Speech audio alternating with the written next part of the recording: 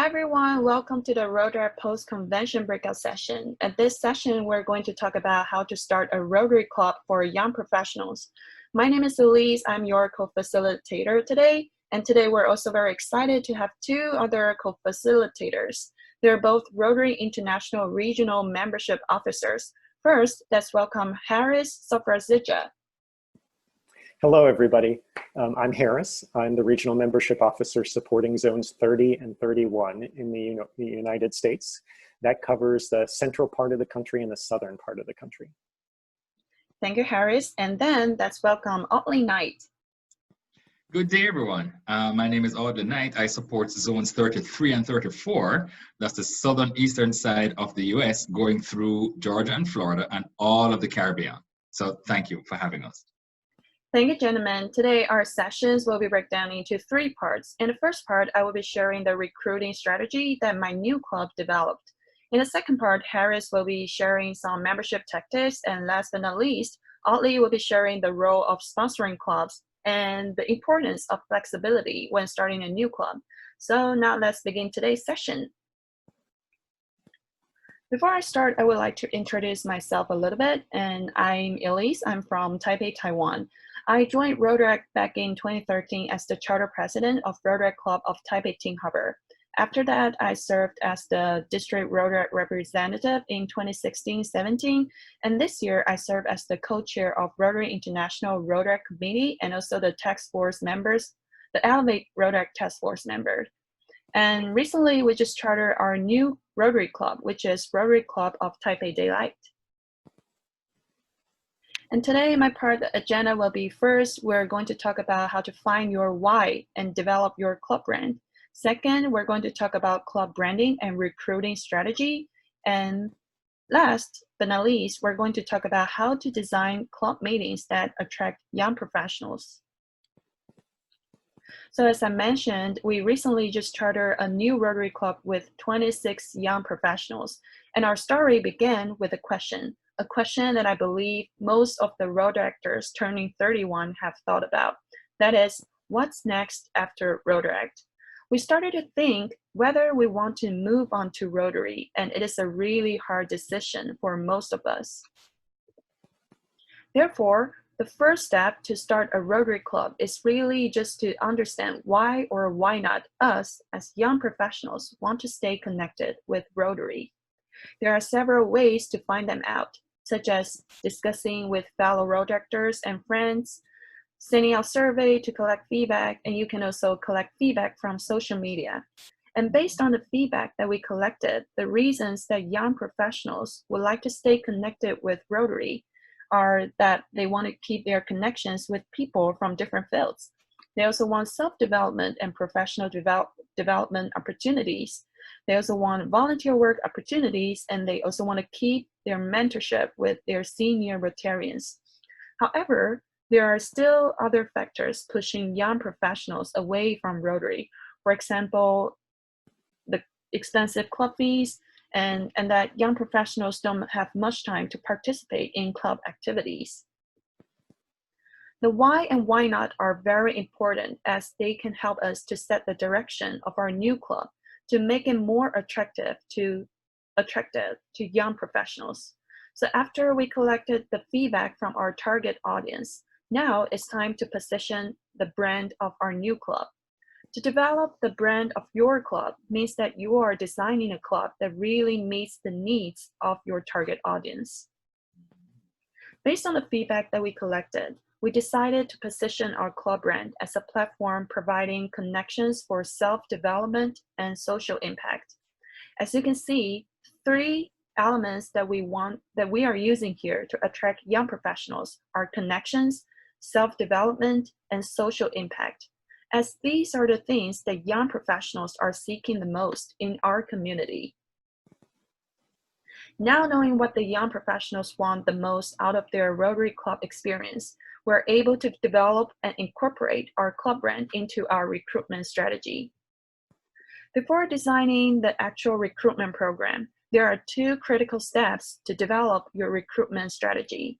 First, we need to assess all the resources we have and find out the challenges and opportunities. For example, in our case, we noted that we only have limited time for recruitment because we are also very busy for our work and also our daily life.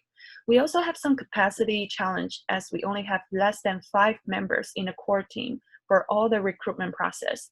As a new club, we don't have much financial support for all the recruitment program, but in the meantime, we also have some resource. That is, we have our close relationship with our sponsoring Rotary Clubs.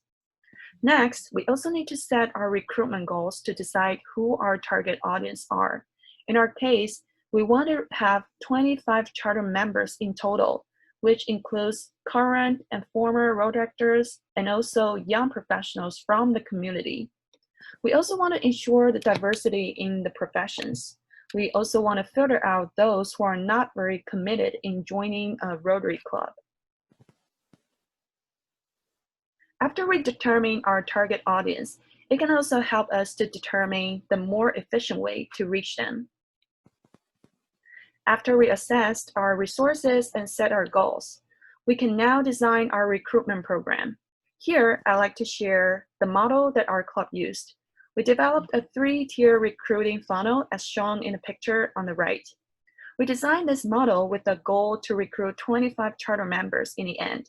Considering that there will be some conversion lost, we decided that we need at least 75 leads in the very beginning. Therefore, for the leads generation at the top of the funnel, we tried several different ways to find the leads. We invited our fellow Rotaractors, asked Rotarians to help introduce young professionals, and also posted on social media to reach broader audience as we want to ensure our membership diversity. Then we held a recruiting orientation at which we introduced our recruiting program. After the leads participating in our full program, the last step is for them to submit application form if they want to join our new club. We created this 3-tier funnel to make sure that those in the end have fully understand our club and are committed to be our club members. During our recruiting orientation, it is very important to incorporate our club brand into our agenda. Our design of the agenda entered from the first value of our brand, which is connections. At the first stage, instead of directly telling them how good Rotary is, we open by telling the audience why building connections is important for young professionals. We also shared several platforms that can help them to build connections, and Rotary Club is definitely one of them. In the next stage of the agenda, then we started introducing our new Rotary Club. This is when we promote our club brand to the audience so that you deliver clear message to the audience what they are going to expect in Rotary and your new club. At the end of the orientation, we introduced our recruiting program and encouraged the audience to sign up and attend our club meetings. There are also some strategy to make the audience value the program that we offered. Every lead sign up had to pay $70 for deposit, and they can only get it back if they fully attend the 3 meetings in our program. We designed it this way so that there's no random leads taking up the seats but don't show up in the end. After they participating in 3 meetings and have a better understanding of our club, they can decide to either apply for club membership or get back the deposit. Our outcome is that 27 leads sign up after the orientation, and 15 of them attended the full program and applied for club membership. The conversion rate is more than 50%, which is way beyond our expectation. As you can see, whether we can achieve our goal to have a target number of members relies on the final conversion of the application. That's why the content for the club meetings matter. When you design your club meetings, remember this is also when your club brand can be incorporated. We want our leads to feel that they can really receive what they are looking for through Rotary Club meetings. Again, our brand values are connections, self-development, and social impact. Therefore, for the 3 meetings in our program, we arranged topics including a professional speed dating at which attendees switch tables and share professional experience with Rotarians from our sponsoring club from different professions. For the second meeting, we invited a very popular writer to talk about communication skills. And for the last meeting of the program, we invited an e-commerce marketer to share about Instagram marketing tactics. Through these meetings, our attendees felt that they can learn personal skills and build connections through Rotary, and therefore are more willing to join our new club. Before I end my part, I'd like to share some key takeaways. First, always remember there's no one-way-fits-all method when starting a new club. It can be very different depending on your target audience, culture, and other factors. Therefore, do a thorough study and find out the why and why not for young professionals in your community is the foundation. Second, develop your club brand based on the feedback you receive, as this will be the message you deliver to your target audience. Last but not least, remember to assess the resource you have and incorporate your brand message in your recruiting process. After you successfully recruit new members, the next step is to retain your membership. So next, let's welcome Harris for his part of sharing. Thanks, Elyse. That was terrific information on creating a new Rotary Club. So how do you attract members to your new club? As Elyse mentioned, you'll definitely want to promote the club in traditional and social media, be visible in the community by performing service projects and participating in local events, and have your members invite friends, colleagues, and acquaintances to club recruiting activities and meetings. A great Rotary membership resource you'll have access to is the Membership Leads platform in My Rotary. Individuals interested in joining Rotary Club can go to rotary.org/join to submit their name, contact information, and other relevant data. That information is received by the district in the platform, which then assigns the lead to a club based on the location, meeting day and time, and other criteria, like the club experience the individual is looking for. The platform allows the club to update the status of the lead from the initial contact to having become a new member. Rotary received almost 20,000 leads last year.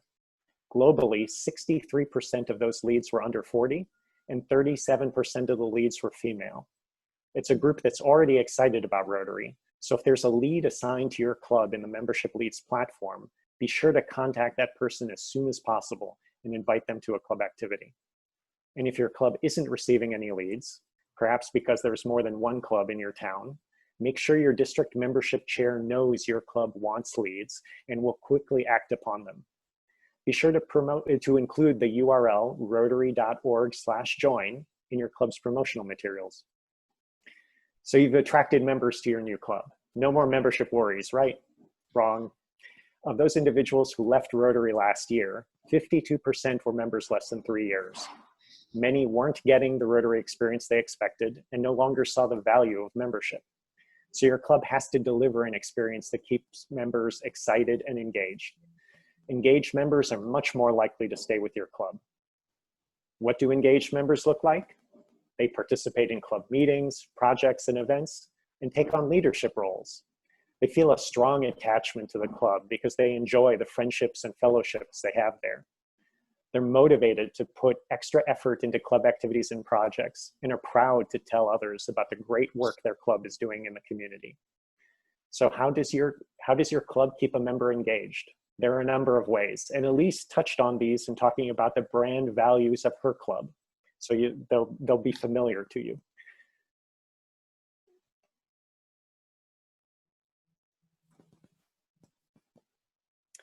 First,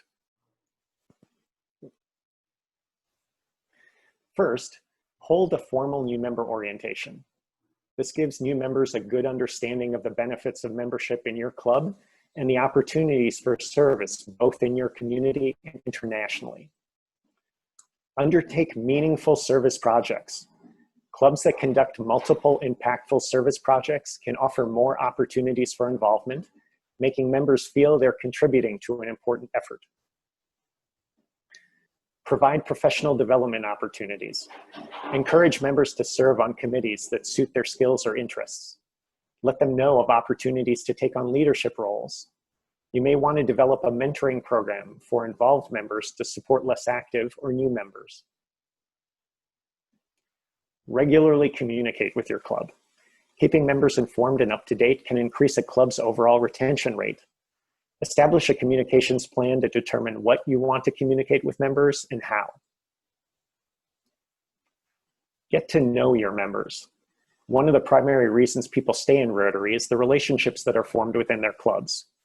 Understand your members' backgrounds and interests and recognize their achievements and celebratory occasions.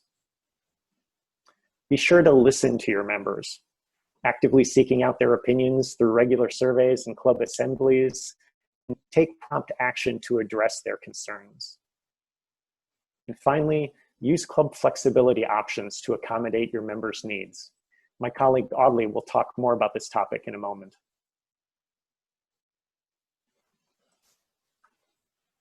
Rotary publications that can help you with keeping your members engaged are Strengthening Your Membership, Be a Vibrant Club, Membership Assessment Tools, and Introducing New Members to Rotary. There are also online courses on attracting and engaging members, building a diverse club, membership leads, and new member orientation in the Rotary Learning Center. Now I'm passing to Audley. Good day, everyone, and thank you, Harris, for this wonderful information.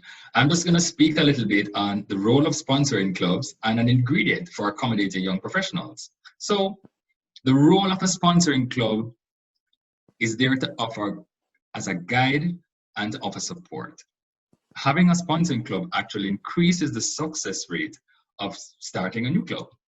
But what often happens, though, is after the club is chartered, they're left on their own, and that's not the time to step away. The first 3 years of a new club is critical, ideally to assist in formulating a strategic plan and a membership development plan. Aspects of the membership development plan we like to share is, for when clubs are doing one, is to look at a membership life cycle. And Elyse mentioned this earlier. A membership life cycle would include recruitment, onboarding, engagement, retention, and reactivation. Continuous guidance on running the club from the sponsoring club would be to take on things like how to operate as a board, identifying and selecting future leaders, meeting format, meeting types, and looking at the new club's bylaws. Again, the first 3 years is crucial in formalizing the new club's identity and culture. So, any sponsoring clubs out there, or if you have sponsored a club within the past 3 years, or you're in the process of sponsoring a new club, just remember, continue to be that guide, that support, and that mentor long after the club has been chartered. A key ingredient for matching or for the needs of young professionals is one fantastic word: flexibility. The good thing is, with the changes from the Council of Legislation some time ago, the current policy can accommodate a wide range of options that clubs can adopt and execute right now. Attendance can be relaxed, clubs can meet twice a week. There are flexible club models that can fit any schedule. Some of these club models are passport clubs, e-clubs, alumni-based clubs, cause-based clubs, corporate clubs, and the very successful satellite clubs. We are finding that satellite clubs have been quite successful, especially for young professionals. That model can accommodate meeting at a different day and a different time, often in the evening, as a social or a happy hour. And often than not, they have a much reduced dues structure. So while still being linked, that satellite club can be guided, mentored, and supported by their parent club. And if they continue to be successful as a group, if they wish, they can form their own club, continuing with that particular format and culture. So Rotary is the ideal place where young professionals can network, give back to their communities while achieving professional development. And we at RI recognize that. We just need to sing and shout about it to let the whole world know that through Rotary, you can fellowship and grow professionally through giving back of service in an organized and fun way. So that's my tips for accommodating young professionals and sponsoring a new club. Over to you, Elyse. Thank you, Harris, and thank you, Ollie, for your sharing. And thank you, everyone, for joining today's session. And I hope you feel inspired, learn something, and successfully start your new Rotary Club for young professionals. So yeah, thank you again for joining today, and enjoy the rest of the Rotary Post Convention. Bye. Bye. Bye. Have a good day, everyone.